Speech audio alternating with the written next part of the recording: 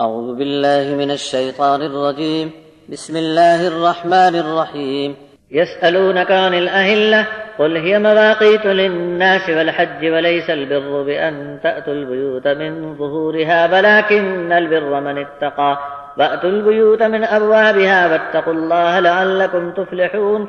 وقاتلوا في سبيل الله الذين يقاتلونكم ولا تعتدوا إن الله لا يحب المعتدين.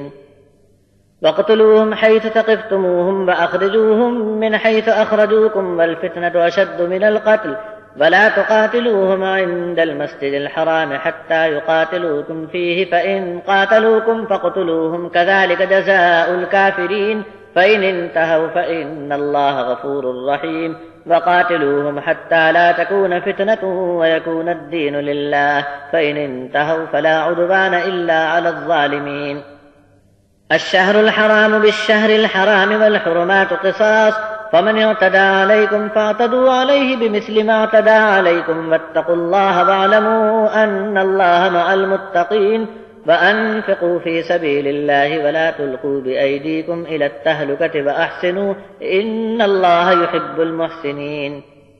وأتموا الحج والعمرة لله فإن أحصرتم فما استيسر من الهدي ولا تحلقوا رؤوسكم حتى يبلغ الهدي محله فمن كان منكم مريضا أو به أذى من رأسه ففدية من صيام أو صدقة أو نسك فإذا أمنتم فمن تمتع بالعمرة إلى الحج فما استيسر من الهدي فمن لم يجد فصيام 3 أيام في الحج و7 إذا رجعتم تلك 10 كاملة ذلك لمن لم يكن أهله حاضر المسجد الحرام واتقوا الله واعلموا أن الله شديد العقاب.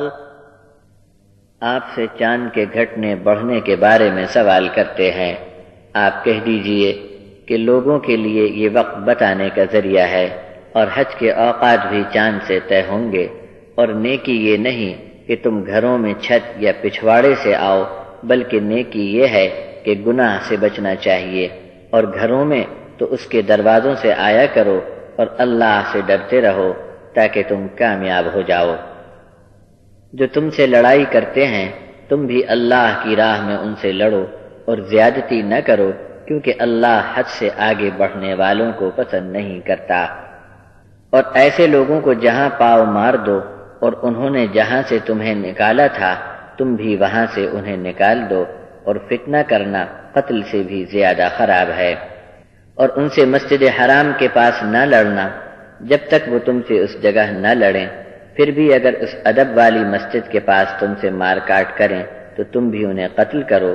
منکر لوگوں کی ایسی ہی گت بنانی چاہیے. پھر اگر وہ رک جائیں تو اللہ بخشنے والا مہربان ہے.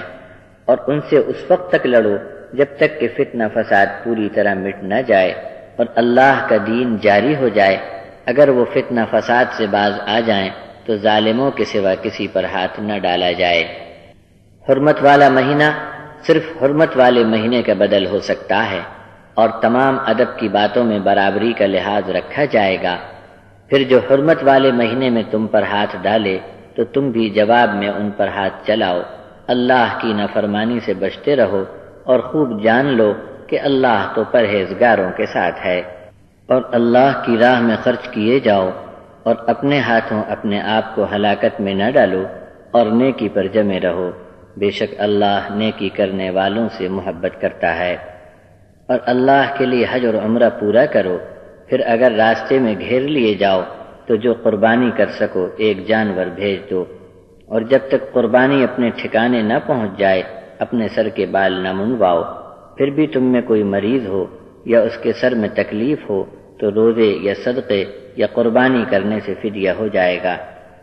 اگر امن کی حالت میں کوئی عمرہ ملا کر حج کرنے کا فائدہ حاصل کرے تو جو قربانی کر سکے پیش کرے.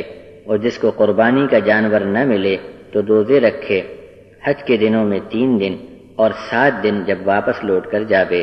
یہ پورے 10 روزے ہوئے. یہ سہولت اس کو ہے جس کے اہل و عیال ادب والی مسجد کے پاس نہ رہتے ہوں. اور اللہ سے ڈرتے رہو.